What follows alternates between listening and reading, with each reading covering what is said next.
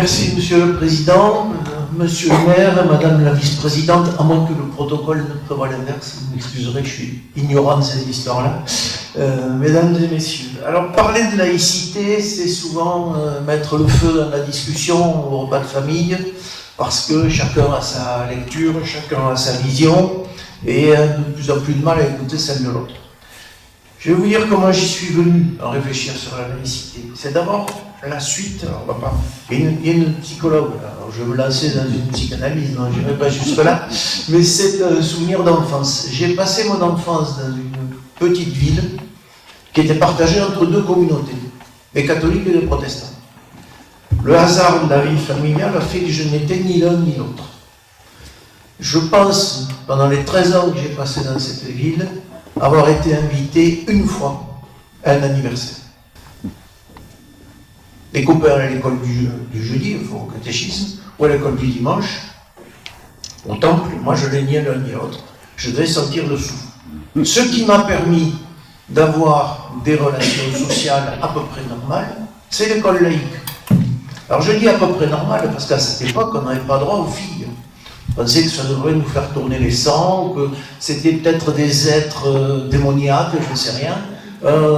C'était une école de garçons. Bon, ce qui n'est pas une bonne préparation à la vie sociale.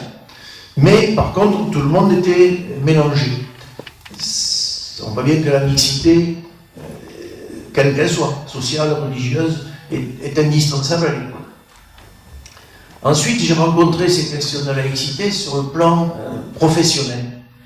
Dans l'exercice de la médecine, on est souvent confronté à des prises de position religieuses. Alors, quand il s'agit d'un mineur, il n'y a pas de problème.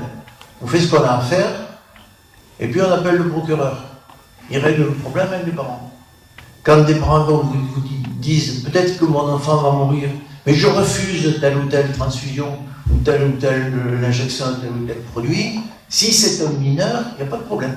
Si c'est un majeur, c'est complètement autre chose. J'ai aussi été confronté à des... il y a longtemps, bien sûr, à des sœurs infirmières. Vous avez remarqué que je n'ai ni bonne sœur, ni mauvaise sœur, des sœurs infirmières, qui refusaient de faire les dentalgiques en disant « Notre Seigneur nous a envoyé la souffrance pour assurer la rédemption, donc je ne fais pas l'dentalgique. » Et après les césariennes, elle disait aux césarisés « Petite, tu n'as pas souffert pour le faire, il faut souffrir maintenant, puisque tu entendras dans la douleur. » Donc, on a beaucoup parlé du voile, et c'est effectivement l'actualité, mais on se heurte aussi à la croix et à la kippa très régulièrement. Vous allez me dire, oui, mais on n'est pas dans l'espace de l'école qui a été défini. Quand on est à l'hôpital, on est dans un service public qui fait avec ses moyens, je ne vais pas ouvrir le débat maintenant sur les moyens de l'hôpital, enfin, quand l'urgentiste de garde est un homme, si on attend que ce soit une femme qui arrive, la patiente a le temps de mourir. Donc là, on ne peut pas choisir. On ne peut pas donner le choix. On ne peut pas avoir sans arrêt un couple, entre guillemets, de garde. Ça n'est pas jouable. Bien. Et puis, j'ai été confronté à ces questions dans mes fonctions de responsable d'une association qu'on appelle Complémentaire de l'Éducation nationale. Je ne dirai pas laquelle, puisque je suis maintenant à la retraite, je ne peux pas l'engager par mes propos, mais où j'avais dans certains établissements des jeunes de communautés différentes qui refusaient de manger à la même table. C'est pas acceptable. C'est pas acceptable. Pour moi, certains le jugent acceptable. Moi pas. Autrement dit, je suis en train de vous expliquer que je ne serai peut-être pas objectif dans mes propos. Mais bon, chacun arrive avec ce qu'il a dans son sac à dos. Je regarde ma montre parce que le président m'a fait la leçon de manière féroce en me disant pas question de déborder. Je couperai le micro. Alors je me méfie. Bien. Enfin, sur le plan plus conceptuel, beaucoup de gens datent de la laïcité de 1905. Je n'irai pas plus loin parce que Jacques Perrin vous expliquera que ça vient de bien avant 1905. Juste à propos de 1905, un point. La loi protège l'exercice des cultes, le garantit, je crois que c'est le terme. Bien. Donc la laïcité n'est pas opposée au culte. Elle est opposée à l'invasion du service public par des cultes. C'est complètement autre chose. Par contre, elle a peut-être une faiblesse. Elle met en avant la liberté de conscience. Et il se trouve que beaucoup de nos élus, de nos vedettes médiatiques confondent liberté de conscience et liberté religieuse. La liberté de conscience, ça va beaucoup plus loin. On a encore le droit de ne pas croire. Or, cette loi est souvent interprétée d'une manière qui donne la priorité aux croyants ou aux pratiquants de n'importe quelle religion, mais qui met de côté les athées et les agnostiques. C'est une conception anglo-saxonne. Ce n'est pas la conception française. C'est liberté absolue de conscience. L'État protège votre culte, et même votre foi, mais il ne veut pas la connaître. On en reparlera sur le concordat. Donc ce qui est le combat actuel, c'est d'aller jusqu'à la liberté absolue de conscience.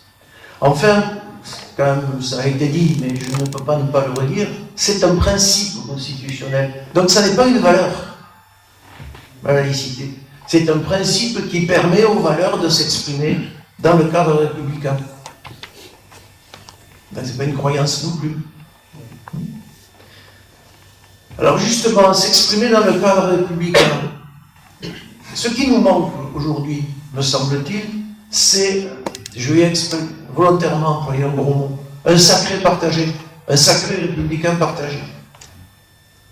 J'ai eu l'occasion de visiter certains États des États-Unis où il est à peu près évident que les Noirs ne sont pas traités comme les Blancs, pour dire les choses en termes diplomatiques. Eh bien, vous entendez l'hymne américain, ces personnes qui sont discriminées enlèvent leur casquette. Pourtant, c'est l'hymne des Blancs, pourrait-on dire. Mais ils ont ça. Et vous avez un drapeau américain à tous les balcons. Bien. Ce qui n'empêche pas après les flics de leur tirer dessus quand ils bougent. Mais ça, c'est un autre débat. Donc il nous manque un sacré commun partagé, et les religions ont annexé le sacré. Ce qui est sacré, ce n'est pas forcément religieux. C'est ce qui est le plus important pour vous, que vous n'accepterez pas d'abîmer, et que vous essayez de transmettre. Pour les uns, c'est religieux, très bien, c'est leur droit. Pour d'autres, ça ne l'est pas. Est-ce qu'on peut avoir des exemples de ce sacré commun partagé? La laïcité de l'école, par exemple, c'est elle qui permet de former des citoyens. Pas moi qui l'ai dit, c'est Ferdinand Buisson, ça date quand même d'un moment. Et ça reste toujours vrai. Actuellement, nous vivons une passion pour la division. On a l'impression que chacun doit mettre en avant une sous-identité d'une sous-identité en réclamant absolument des droits particuliers. Oui, nous avons droit à la différence. Ça ne doit pas générer une différence des droits. Je mets de côté la solidarité pour les plus vulnérables. C'est complètement autre chose, bien entendu. C'est le débat de l'intersectionnalité, c'est pas le lieu, mais il rejaillit parfois sur l'école, bien entendu. Et du coup, tout le monde réécrit l'histoire. Un descendant d'immigrés né en France est français. Et ses ancêtres ne sont pas les Gaulois. Les miens non plus, d'ailleurs. J'ai appris qu'il y avait aussi autre chose avant. L'imprégnation culturelle de la France, elle est chrétienne, elle est celte, elle est musulmane, elle est wisigoth. Il faut arriver à le reconnaître, ça. Que nous avons construit notre identité nationale à partir d'apports variés. Mais il y a une composante qui a essayé de tout annexer. Bon, je ne reviendrai pas, il y a des enseignants ici, sur l'histoire de le collègue Michelet, mais bon, il y a quand même un problème. Le résultat, c'est qu'on a créé ce que Caroline Forest appelle une génération offensée. C'est-à-dire des gens qui mettent en avant leurs différences et qui n'acceptent pas que vous leur disiez, mais dans ce cas précis, tu rentres dans le cadre commun. En particulier, le cas de l'école. L'école, c'est Daniel Salenave qui disait ça, elle est indifférente de la différence. On ne peut pas former des citoyens. Si on a, alors certains ne vont pas aller à tel tel cours, certains à tel autre. Et personnellement, si j'avais vécu dans un pays concordat, j'aurais très mal supporté que mes enfants aient une instruction religieuse obligatoire. Or, il y a des départements français où on a bien connu ça, quand même. Hein. En fait, ce qu'il s'agit d'établir, ce sont les règles d'une sociabilité partagée. Pas du vivre ensemble. Je suis désolé. Il y aura quelques décalages entre les intervenants, mais c'est ce qui nourrit le débat. C'est bien même qu'il y ait des décalages. Le vivre ensemble, oui, le maître et l'esclave vivent ensemble. Et le vivre ensemble, c'est souvent vivre à côté. En parallèle, sans se toucher. Encore une fois, aux États-Unis, je demandais mon chemin, j'étais perdu, et il y a quelqu'un dont la peau est noire, qui ne me pose pas de problème particulier, qui s'est arrêté pour me renseigner. Dans l'anglais que je parle, qui est une espèce de sabir international, qui est très loin d'une langue, et j'ai commencé à expliquer, est arrivé un blanc qui l'a poussé, et qui m'a donné les mêmes explications. J'avoue que j'ai été à y vivre ensemble, hein, ils étaient sur le même trottoir. Enfin, il y en avait un qui ne voulait pas voir l'autre, hein, c'était évident. Donc je me méfie du vivre ensemble. Je préfère une sociabilité apaisée, partagée, plutôt que le terme de vivre ensemble. Mais on a bien besoin d'avoir un fond commun qui nous permet de nous exprimer ensemble. Nous sommes dans un pays de ballon ovale, il me semble, peut-être c'est du 13 qu'on joue ici, je ne sais rien, mais quand vous avez un joueur de Toulouse, peut-être de Gaffé, si on joue au 13, mais moi je viens du 15, on est plus nombreux, on comprend vite. Ici c'est à terre des deux. C'est à terre des deux, alors ça va, tout va bien. Bon, quand vous avez un joueur du Stade Toulousain qui se retrouve en équipe de France avec un joueur de Montpellier, pour ne pas sortir de la région, vous avez un qui est habitué à jouer debout et l'autre à percuter, à jouer par terre. Comment on fait l'équipe de France avec ça? Parce qu'ils ont un fond commun, parce qu'ils ont en commun les fondamentaux du jeu. Après, chez lui, chacun l'exprime à sa manière, bien sûr. Et je n'insiste pas sur le fait, dans le village où j'habite, il y a une forte communauté, je vois ce terme, il y a une forte communauté anglaise qui a résisté au Brexit. On trouve les journaux anglais, on trouve les supérettes, on trouve les espèces de choses bizarres qu'ils utilisent pour le continent. Moi, raciste, non, mais bon, chaque fois qu'ils nous battent au rugby, quand même, ça me rend malade. Bon, mais si ces braves gens réclamaient au nom de leurs différences le droit de conduire à gauche, on serait propre. Hein. Ben c'est ça, la différence des droits. Après tout, ils sont anglais, ils sont toujours conduits à gauche. C'est la culture. Moi, je n'ai pas l'intention de m'y adapter à cette culture-là. Donc, nous avons besoin de mettre en place un certain nombre de bases que nous partageons et qui nous permettent après de nous affronter, mais dans le respect mutuel. Actuellement, nous n'avons pas ces bases. Donc les affrontements ne se passent pas dans le respect mutuel. Et ce qui devait être une simple controverse républicaine, légitime, devient quasiment une guerre intestine.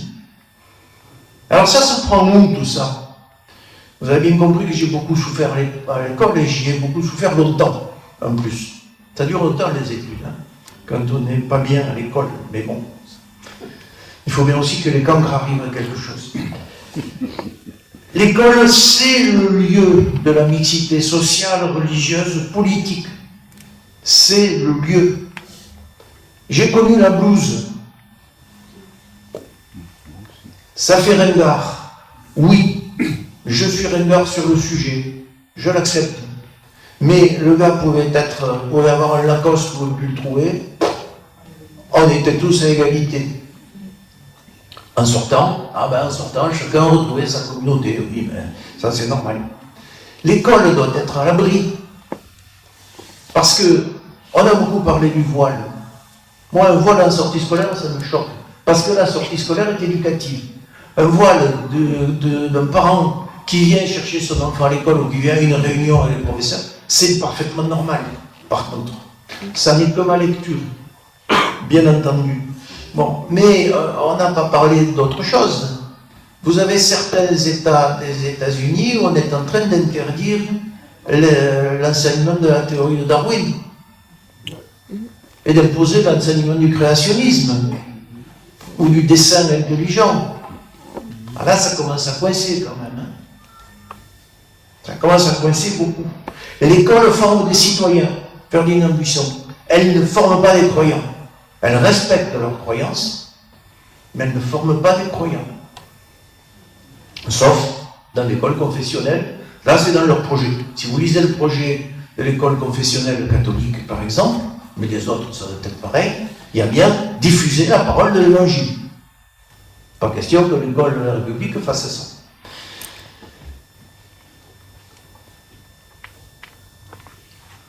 C'est donc, le choix de la laïcité n'est pas d'écarter les croyances, il est de les rendre invisibles le temps de l'école pour que les gens qui sont là puissent échanger en fonction de ce qu'ils sont et non pas en fonction de la communauté à laquelle ils appartiennent. Parce que, en République, une communauté, on peut la choisir, mais on peut en sortir. On peut changer. On peut changer de religion.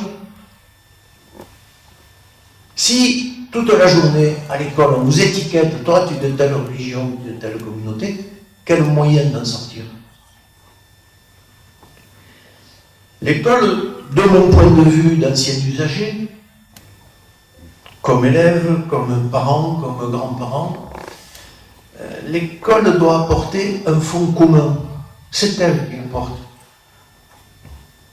Les faits sont têtus, disait Lénine. Peut-on citer Lénine ici, ou je ne sais pas, je ne connais pas les choix de l'un et des autres. Les faits sont têtus. On appelle ça Bilan de la Blanche ici. Hein. Ouais, attention. Tant pis. Et je suis loin de la porte, donc c'est un milieu. Bien, ça veut dire que l'école apporte des savoirs, pas des croyances. Avec un bémol qui est parfois difficile à retenir. Le savoir évolue. Normalement, quand on vous présente une vérité entre guillemets scientifique, on vous dit en l'état actuel de la science. Il faut accepter l'idée que la vérité évolue. À la différence d'une vérité religieuse. Je me souviens toute ma vie de ce patron de pédiatrie qui était connu au niveau national et plus, qui disait à un amphi plein, tenez-vous bien, il est criminel de ne pas mettre sous antibiotiques un enfant qui a 38,5. Maintenant, un médecin qui mettrait systématiquement sous antibiotiques un enfant qui a 38,5 aurait la sécurité sociale sur le dos. Vous savez, le slogan là, les antibiotiques, c'est pas automatique. Qui avait raison? Les deux. En l'état actuel de la science. Et les connaissances ont progressé. Alors quand on vous dit qu'il y a que le monde a été créé d'une certaine manière par une certaine personne, et que c'est définitif, il n'y a pas beaucoup de moyens d'exercer son esprit critique. Si vous voulez sourire ou pleurer, allez donc sur Internet, tapez Kansas et spaghetti volant. Il y a des laïcs aux États-Unis, et ils ont lancé un canular. Ils ont créé la religion du spaghetti volant. Il y a un monstre spaghetti volant qui est venu d'on ne sait où, du chaos peut-être, qui a créé le monde qui est parti. Et leur signe distinctif religieux, il y a des enseignants ici, ils le verront peut-être un jour arriver à l'école, et on verra comment ils réagissent. C'est une passoire sur la tête, une passoire à nouilles, vous savez, de nos grands-mères, avec les 3 pieds. Bon, à l'évidence, c'est un canular. Les dans du Kansas les a reconnus comme religion. Je crois que c'est donner l'idée de la stupidité qu'il y a pour un État à se mêler de la religion. Ils ont une reconnaissance officielle, hein, c'est fabuleux. Je pense qu'ils vont arriver même à obtenir des subventions. Bon, ils mangent des pâtes fraîches, hein, non, pour ça. Enfin, pour l'instant, c'est au Kansas. C'est aux Pays-Bas et je crois en Nouvelle-Zélande ou en Australie, je ne sais plus, mais bon. Il y a des gens qui y croient dur comme fer, hein, et les créateurs de ce canular sont complètement débordés. Vous le trouvez sur Internet facilement. Bon. L'école, elle apprend quoi? Une méthode critique et de libre examen, y compris des doctrines religieuses. Quand elle apprend à discuter une doctrine religieuse, ça ne veut pas dire qu'elle la conteste. Ça veut dire qu'elle donne des outils. Après, chacun fait ce qu'il veut. Il y a de très grands scientifiques qui sont croyants. Parce que, d'une part, ils ont leurs travaux scientifiques, qui pour l'instant n'ont jamais démontré ni l'existence, ni la non-existence de Dieu quelconque. Et puis, il y a ce qu'ils ressentent au fond d'eux-mêmes. Cette schizophrénie me paraît normale. Cette habitude de l'analyse, du libre examen, de l'esprit critique que donne l'école, lui permet de débattre dans la sérénité. Si on n'a pas ça, on ne débat plus. Si on sépare les gens à l'école, selon la croix, la kippa, le croissant, ou autre chose, ou l'appartenance sociale, parce que quand même, il existe quelques écoles, surtout parisiennes, où le fils de cheminot n'a pas vraiment accès.